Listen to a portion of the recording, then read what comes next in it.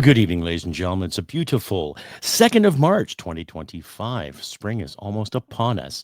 With that, more tariffs coming on the 4th, 2 days from now. Tisk, tisk, tisk. This episode, the Crusty podcast, episode 346, Badgering, Insults, Deflections, and Still No Government. Yes, the aftermath of Trump chewing out Zelensky, and how our government and lack of government is reacting. Listener and viewer discretion will be advised, because I will swear, smoke cigarettes, and make funny faces, and of course, make fun of leaders as I see it. See you in a bit. Hit it, sweetheart. Because I am hard, you will not like me. Yes, sir. There is no racial bigotry here. Here you are all equally worthless. From Western Canada, this is the Crusty Canuck podcast, a Canadian veteran's point of view on political, social, economic issues, and life. Here's Crusty. That's right, ladies and gentlemen. Episode 346, the Crusty Up podcast. Badgering, insults, deflections, and still no government. Hope you've all had a great weekend so far. This podcast is also brought to you in part by Veterans for Freedom Network. That's right, Veterans for Freedom Stand 2. And coming soon, Veterans for Freedom TV. Stay posted for that. Hi, everybody. I'm your host, Crusty Canuck. Hope you've had a wonderful weekend thus far, even though the drama, political drama, social drama, and all this other dramas have been plaguing us on a daily basis. Just a reminder, too, if you like and hear what you see, click like, subscribe, share this podcast, all of your social media platforms. Give me a thumbs up, comments, all that kind of good stuff. And even if you see this live, let me know where you're writing from. Even if you write in the comments section there, too, whether you find this on Rumble or on the Tube, let me know where you're writing from. Give me your thoughts. Give me a thumbs up, whatever. Just let me know, just so I can get a consensus of where I'm reaching to, ladies and gentlemen, considering I'm getting this and that all the time. So please, just don't be shy. Let me know where you're writing from. Anyhow, as the title card said, a lot of insults were flown over the aftermath of Donald Trump and J.D. Vance, the president of the United States and the vice president, respectively, chewing out Mr. Zelensky for basically asking for not showing any kind of gratitude. Now, I've watched some podcasts since then, listened to some reports, independent media alike. And firstly, I'm getting really sick and tired of this fucking war. What say you, ladies and gentlemen? I noticed that you might be asking, why is my mustache a bit darker and the sides here a bit darker? Probably because I diet and I'm not afraid to admit it. Okay? I'm not afraid to admit it. I'm not afraid to admit that I dye my mustache because I don't want it to be totally gray just yet, but that's besides the point. I'm getting sick of the war. I'm getting sick of hearing about it, getting sick of the plight of it. And I've seen some footage of individuals in certain uniforms grabbing certain individuals off a certain street in certain cities in a certain country, basically press ganging whatever they have to do to fight this war here. And now we have a prime minister still who's technically still in charge until the Liberal election coming next week. I believe it's a week today, if I'm not mistaken. And he's doing his best to wheel and deal and negotiate more cash, more advances, and more help to the plight of the Ukrainian military against the Russian onslaught. Now, as I've said before, I am for the little guy. I don't really mind helping the little guy out too. But I also believe in letting the little guy have a chance to help himself or themselves or theyselves or however you want to word it now in today's modern woke English. And it's becoming a farce as far as I'm concerned, a real farce, because here in this country, we're being handed a card in more or less better tariffs for the Americans, i.e. Donald Trump and his conglomerate, rather than certain American businesses. And we've got this so-called rebuttal plan, dollar for dollar. And yet all three major leaders in this country are standing by the whole dollar for dollar tariff issue. Now, come the 4th, this Tuesday, I don't know what's going to happen. I don't, because I work in an industry that can be very, very finicky. It can be unpredictable. And I could lose my job. And I don't want that. Considering I'd still get a pension from my time in the military, and there is an income coming in that can help my wife and I don't know what's going to happen. And you would think that the people that you vote for, the people that you pay, okay, because they do get a great salary, ladies and gentlemen. There's a report out there from Rebel News in regards to what Justin Trudeau has spent on groceries this past year. And my wife and I, we've had some trouble with our groceries the past 6 months. So it puts things in perspective. Now, there's a thing here from Global Television from a few days back that talk about the Liberals rising in the polls. Now, I kind of find that odd. I find that odd because we have seen what the Liberal brand has done to this country since the better part of 2015. Regardless if you bought the Sunny Ways charm from the PM and his 50-50 cabinet, or whether you bought the charm when he justified $10.5 million to one individual and he more or less told a veteran that he was asking for too much, or if you bought the charm when you stood by the SNC Lavalin scam, or the possible donation of $500 million to the We Foundation, or how he didn't want Canadian oil and natural gas to go to Europe because it didn't make a good business case, or when he decided that every gun owner in this country is a criminal. But, you decide. And then bringing in the carbon taxing, increasing the cost of living to every Canadian, and bringing in more inflationary means in the name of safety, when a lot of that money was just given away irresponsibly, plus what he has funded around the globe in the name of wokeisms, in the name of gender parities, in the name of identity politic, rather than actual looking after Canada, as any elected official should. But who am I to criticize, right? Who am I to sit and worry? And who are we? I'm having trouble with this microphone again. Who are we to sit and decide, what the prime minister should do, right? Because we are just minions. We don't have a voice. We shouldn't have a voice ever, right? We shouldn't have a voice under any circumstance, because this is supposed to be a great democracy, and we've all these people in front of us defending it. All these brand new patriots coming out of the woodwork and saying, if you don't support this, then you're not Canadian. Or if you don't support the war in Ukraine, then you're a fascist. Or if you don't support this decision, then you must be an Islamophobe, a bigot, a misogynist. Whatever happened to Canadians standing up for Canada and Canadian values? That's my question. Whatever happened to Canadians standing up on guard for thee? What happened to the patriots that I served with? What happened to the patriots that called the shots for us in Afghanistan, and they're sitting in Ottawa right now counting beans, worrying about the social spectrum when they should worry about defending this country? No, that's my question to you individuals out there too. And to the individuals that keep on voting for wokeism, do you really think it's doing all of us a favor? Do you think it's helping us in the long run? Right? Nobody believes in merit anymore. Nobody believes that the best person gets the job, right? No, we have to go along to get along, right? Because now it's all about comfort and safety rather than reality and real sacrifice. But, who am I to criticize our government sacrifice? They haven't done shit, ladies and gentlemen. Like, we forget that they're not in Parliament anymore. It was prorogued by the PM because he needed some time to gather his thoughts and have a robust election, right? How is that election going, too? Obviously, Mr. Carney's being groomed and shoot in for the position. We all watched that Liberal debate, and I wanted to puke. But, what does my opinion matter, right? If mine doesn't matter, I guess yours doesn't matter either, right?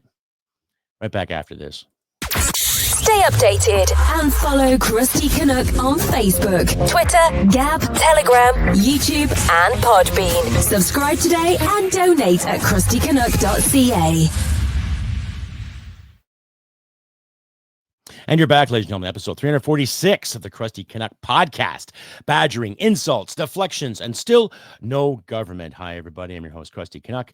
Just a reminder, too, if you like and hear what you see, click like, subscribe, share this podcast, all of your social media platforms. Do not be shy, ladies and gentlemen. Give me a comment, give me a thumbs up, tell me your thoughts and all this, too. I'm also going to get rid of some of the donation links I have in my description, too. I'm just not being treated fairly by the whole Buy Me a Coffee app because it's relatively owned by Stripe. And guess who owns Stripe, ladies and gentlemen? That's right, Mr. Mark Carney. He says he doesn't own it right now. He says he has nothing to do with it. However, I'm pretty sure he's got his greasy hands involved in it somehow too. So I'm just going to leave a PayPal link and my email link if you want to donate at your leisure. e-transfer, what have you, too. I don't expect oodles of cash, but every little bit helps, ladies and gentlemen. So do what you can. Help Crusty Canuck out, and we'll just carry on as per. I'll still make episodes, but every little bit helps in these trying times, ladies and gentlemen. So more badgering, more insults, deflections, and of course, no more government. Because we're not going to know until what happens next week, until we get a new Liberal leader, the de facto prime minister. Oh, yeah, and more virtue signaling. And speaking of virtue signaling, I'm going to cue up a video. Miss Freeland was on the recent episode of Real Time with Bill Maher there in the States.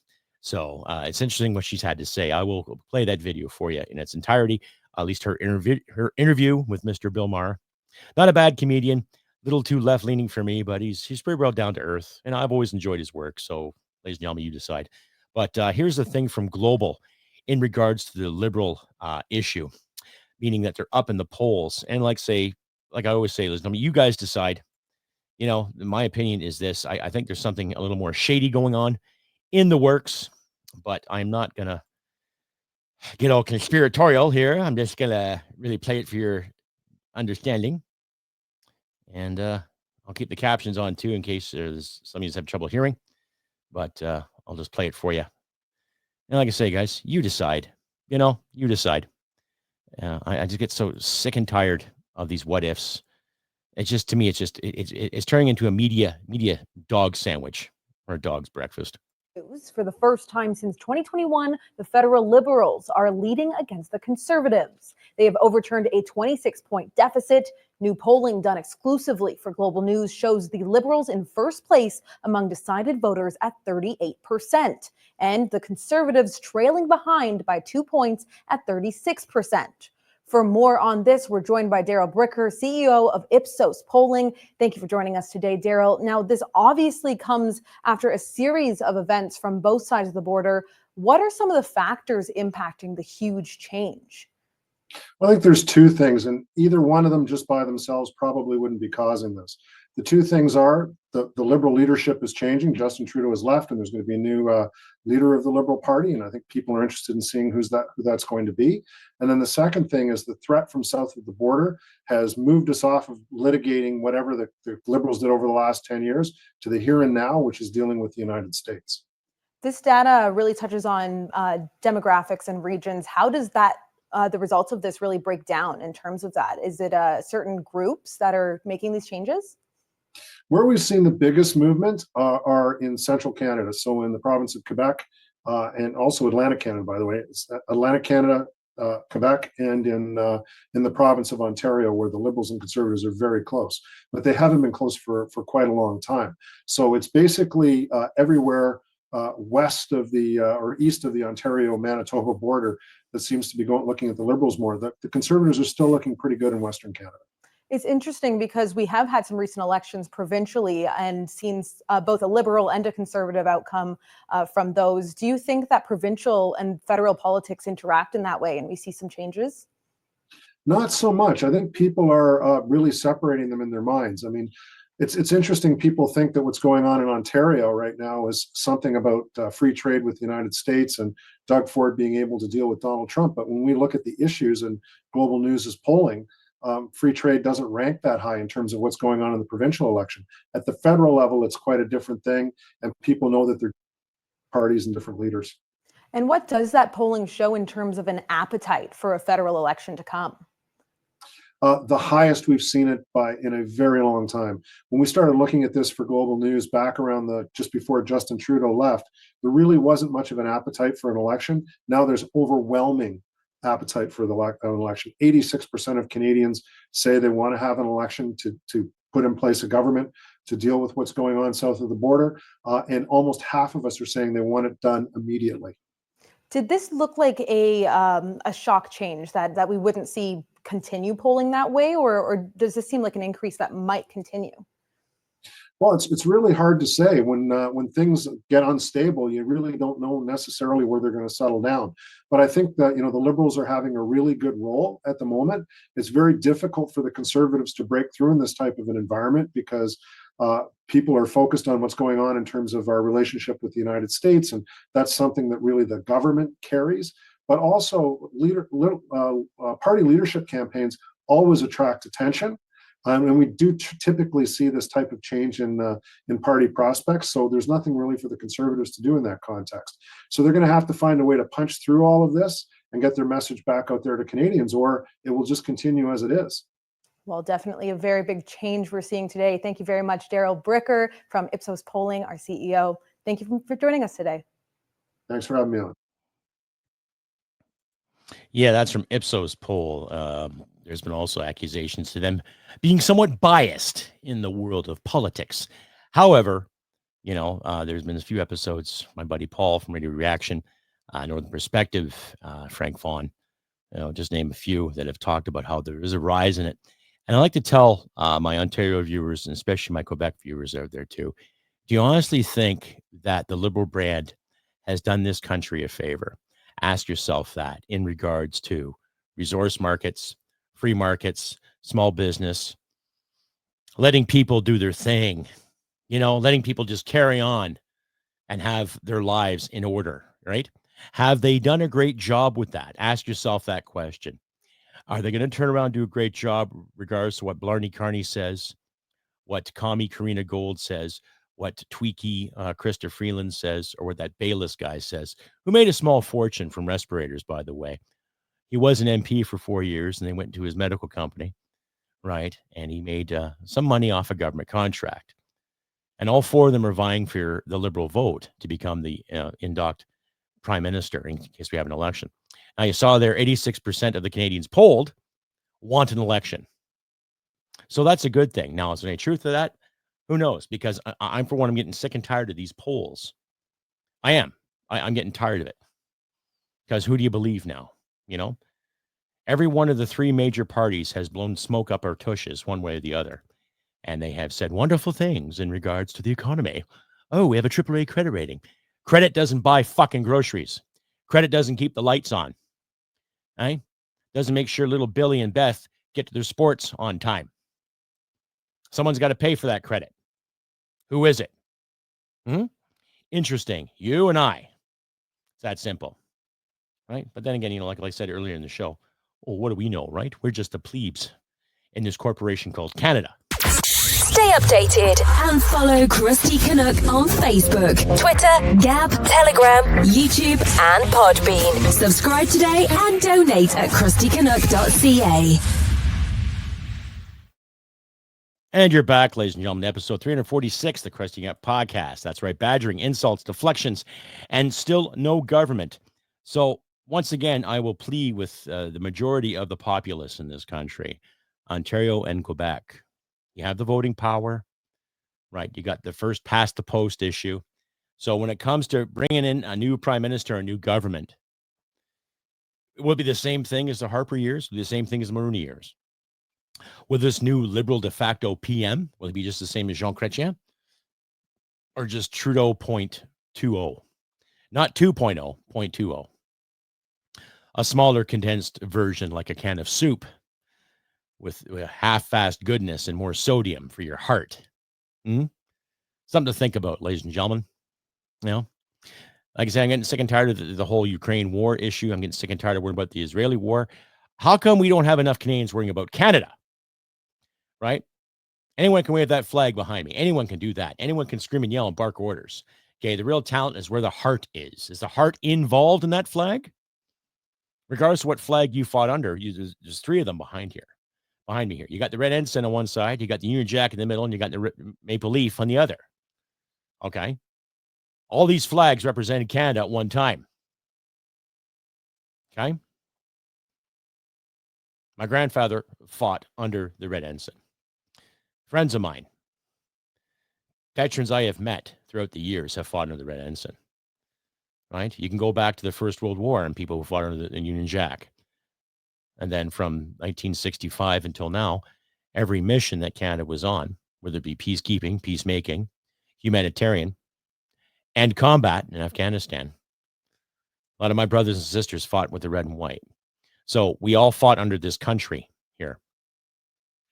Regardless of how you look or how dystopic you want to be about it, regardless of the dark chapters in our history, regardless of the darkness that's constantly being thrown at us because somebody at some major university somewhere who's making $250,000 a year wants to dismantle this nation.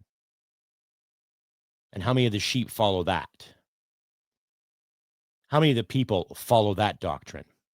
Because we have to seek utopia rather than seek reality. We have to seek more comfort rather than actual security and peace and freedom, right? But anyhow, I digress here. I just get so fucking fed up with the teetotaling virtue in regards to, oh yes, we're gonna do this now, do that now. Which brings me to my next segment here. Krista Freeland, Freebase Freeland, Mr. Speaker. Yeah. She has a nasty habit of talking to Canadians as if she's reading a book to us at a fucking public library. But this was her on the Bill Maher show recently. Real Time with Bill Maher. You can find him on HBO, I think. HBO Canada. But I will present this to you, submitted for your approval. And you decide, ladies and gentlemen, because once again, we're having idiocy call the shots. And listen to her carefully when it comes to virtue signaling. Okay? It's really an interesting what she has to say. But I'll cue this up here, ladies and gentlemen, and you folks listen. First, he comes for the non-binary. Now he's coming for the bilingual. Not a great week for Amelia Perez. We've got a great show. We have Rob Emanuel and Fareed Zakaria. Oh, that's going to be great. But first up, she is the former Deputy Prime Minister of Canada, now a candidate to be its next Prime Minister, the Honourable Krista Freeland. Hey.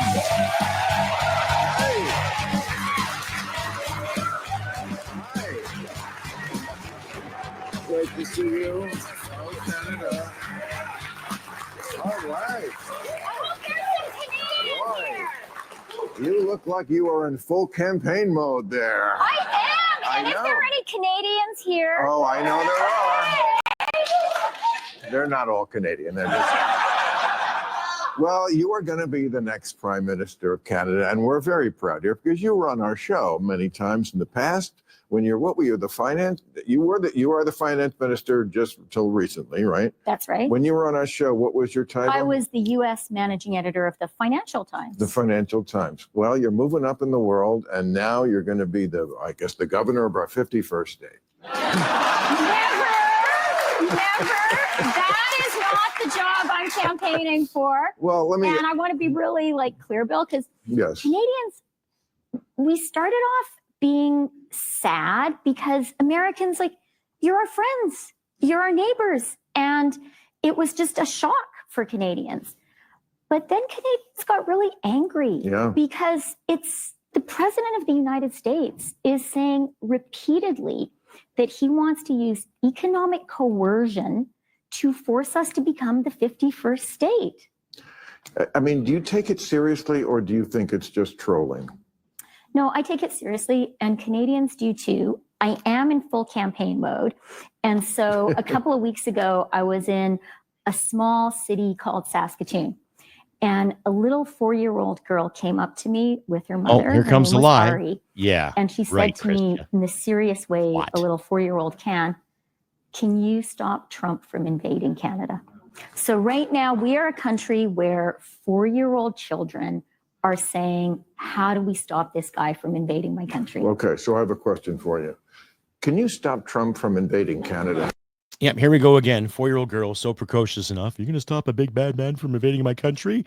As if, Christian, as if.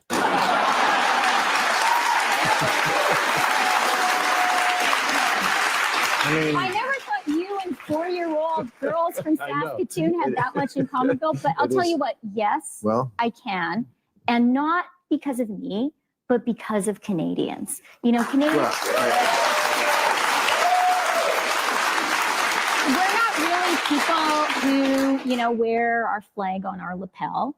But right now, there is this wave of patriotism across Canada. Hockey fans are just singing, "Oh, Canada."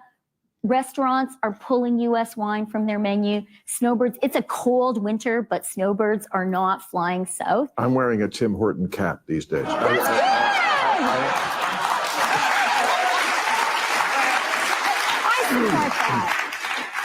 I'm Team Drake. How about that? But I mean, the truth is, this has helped your campaign. I mean, you were the Liberals. Now, you're about to have the primary, basically, is how we would describe it. If you get that, because Trudeau's out, he's already quit, you're in his cabinet, you would become then the Liberal leader. And then in the election, if you won, now the Liberals were way behind in the polls until Trump did this. He kind of saved your ass. Is that not true? I think that the election now. I'll stop right there, Miss Freeland. Yes, it's because of his rhetoric where you guys got together and started motivating yourselves a little bit better. Honestly, really, a year ago, you never gave two shits about the nation. Now, all of a sudden, you're waving the flag. The ballot question in the Liberal leadership race and in the general election is who can stand up for Canada and who can fight for Canada. You guys can stand up for Canada. But it's just. And that's like the pitch I'm making, Bill, Right. is I'm saying to Canadians, I can fight for you and I can win. Right, but as soon as the conservative here in America said he was going to invade Canada, suddenly the conservatives in Canada didn't look too good. I mean, the guy you will be running against, Pierre, how do we say his name? Pierre? Well, I call him Maple Syrup MAGA or Mini Trump. Okay, well,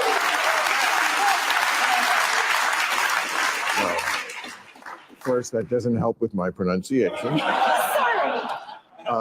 And also, like, you know what? This is sad to me that everybody becomes more like America in our worst kind of ways. I remember seeing an ad not that long ago when I was playing up in Canada. It was campaign season. It was almost comically polite. Whoever Trudeau was running against. I mean, it was ridiculous. They certainly weren't calling each other names. But I hear this guy, Pierre Polyev. Polyev. I had it with the poutine. It's terrific. Well, I heard you delicious. talking about bilingualism. Okay, That's actually our thing. I We know. are bilingual. Right. Yeah. But who is this guy? I never heard of him. I mean, I should maybe, but I try to follow a little bit of Canada. Who is he? And he sounds very Trumpy. I mean, this is sad to me that people in Canada are losing their polite.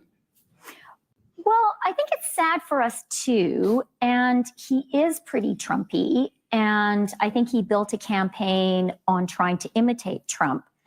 But now that Canadians. Okay, firstly, where the hell did he imitate Donald Trump? Yeah, he said Canada first for very good fucking reason. To keep Canadian resources and make him bigger and stronger and put him on the world stage. Miss Freeland, shall I remind you that you didn't want that? Neither did your buddy Justin. Definitely not Mark Carney, not Miss Gold, and definitely not Mr. Bayless. But now you're starting to wake up to that fact. Oh, yeah. Coattail ride much? And see President Trump wanting to turn us into the 51st state. It's Right. not going so well. And look, Canadians are very smart. And Canadians understand that right now what we need the most is someone who can stand up for our country.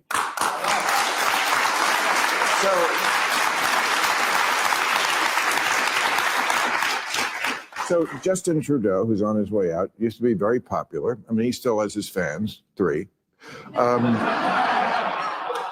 And they may be asking, why did you turn on him? Because, you were part of his government. What was it? And also, what would you do differently? And if you watch the election here, don't ever say nothing comes to mind. That's the bad answer to that one. What would you do differently? Well, with the prime minister, I think every politician has their sell-by date, and that's part of what happened. But I think the other thing that happened is my party, we're actually called the Liberal Party, and I am an old school Liberal. And Liberals in Canada win. Bullshit. You made a mockery out of freezing bank accounts. How can you be old school Liberal out of that, you dizzy cow? When we are focused on people and on what they need in their lives. And we lose when people think that we're focused on virtue signaling and identity politics. So the same thing that sunk the party here in America when they went too far left. And But you were focused on identity politics and virtue signaling. You were. We all saw it, especially during the convoy. the impression I got from Justin Trudeau. Why did he go and become one of those elitist type of scolds who looked like he was just overbearing, that sort of left-wing overbearingness. I saw recently, I think it was last week, Ottawa, I see, is trying to pass a law limiting the amount of time you can idle your car. Now, I've been in Canada in the winter. It's pretty fucking cold out there. That's why we used to have snowbirds before we decided we didn't want to spend our money in the United States. And I don't think this, I mean, the reasoning is... Okay, well, I'll just leave it at that, ladies and gentlemen. I'll leave this link in the description for you all to follow at your leisure there too. But you really see the disingenuous context she's presenting. Now, she's not as condescending to Bill Maher, but she's spoken to us Canadians like that. Think about that. Think about the history of Miss Freeland and her free-basing BS, right? Talk about virtue and identity politics. And yet she was the biggest flag waver when it came to that once she got in. So you can see the contradiction, and you can kind of feel the anger that the real flag-waving Canadians have put up with. Stay updated and follow Crusty Canuck on Facebook, Twitter, Gab, Telegram, YouTube, and Podbean. Subscribe today and donate at crustycanuck.ca. And you're back, ladies and gentlemen, to episode 346, the Crusty Canuck podcast. Badgering, insults, deflections, and still no government. Hello once again, everybody. I'm your host, Crusty Canuck. If you like what you see, click like, subscribe, share this content over social media platforms. Do not be shy. And give me a thumbs up, give me a comment. And if you feel like donating, links will be in the description for you to donate at your leisure too. So this is a pretty long episode I'm putting together for tonight. Anyhow, make a long story short, we see the badgering back and forth with the Liberal Party, the Conservatives, and of course the NDP. Jagmeet Singh now qualifies for his pension. I'm still seeing a bit of outrage over Charlie Angus and his bullshit when he was out protesting the Russian embassy and what's happening with Ukraine again too. The thing is, Canada, we have to focus on Canada. I don't hate the Americans. I've disagreed with some of their policies, some of their history, but that's the joy about history. You can agree to disagree, but it happened. We can't change what happened in the past. We got to focus on what's going on now. Both of our countries have been strong and united in many a front. We've also disagreed on many a front too. The thing being, we have to get along, period. The thing is, our leaders are not doing it. They're playing like they want to get along, but they don't. What kind of spending power do we have? What do we have to offer the world right now besides excuses? I would say no more fucking excuses. I would say once they have this liberal leader put in place, that the Governor General gets some cojones and say, okay, people aren't happy, call an election. Get it done. Get it done now. Now, can the Conservatives do something different? I don't know. Pierre is all up in the Ukraine battles. Pierre is all up for this, all up for that. Time will tell, too. But I think it'll be a better choice than what we've got right now. Lesser of two evils? I don't know. If it was up to me, we'd have a Libertarian Party in Parliament as we speak, promoting some better judgments, some better ideas. And they won't worry about how rich they're going to get. They would want you to keep your money. I want to keep my money. I'm assuming you want to keep your money, pay a minimal tax, but have the services that we need based on cutting from the top and not the bottom, and not promoting more propaganda and more BS in the name of virtue when certain individuals just said, oh, we're not being virtuous. Some people's kids. Anyhow, ladies and gentlemen, I am in Crusty Canuck on this beautiful 2nd of March, 2025.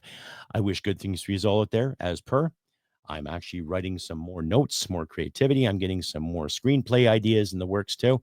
But in the meantime, I'll try to get episodes up on a weekly basis. I'm trying to do an average of 3 a week. So all for you. I hope you guys enjoy it. Just let me know in the comments and via email or contact information. I'll put my description. It's worth it. Weather is getting better though. Still don't get cocky. It's still March in Alberta. So there might be a cold snap coming just yet. Knock on wood, needless to say. Just keep your chins up. Do what you can to help you out in these trying times. Be good to your friends and be good to yourself. Try to be good to yourselves once in a while, ladies and gentlemen, too. And don't take any more shit. Spring is coming. Things are going to thaw. And we're going to see the light in this manufactured darkness. Like I said, I'm in Crusty Canuck on this beautiful 2nd of March, 2025. Good things for you all out there. Help your neighbors out in these trying times. Help yourself out, too. And we shall persevere, ladies and gentlemen. I'll try to get an episode up for you this Tuesday. If not, then I'll see you some other time. And like I always say, humanity and merit wins the day. Take care, folks, and I'll see you next time. Bye for now. Hit it, sweetheart. Because I am hard, you will not like me. Yes, sir. There is no racial bigotry here. Here you are all equally worthless. This has been another episode of the Crusty Canuck podcast. Stay sane and thank you for listening. From Western Canada, this is the Crusty Canuck podcast. Well, smack my ass and call me Judy.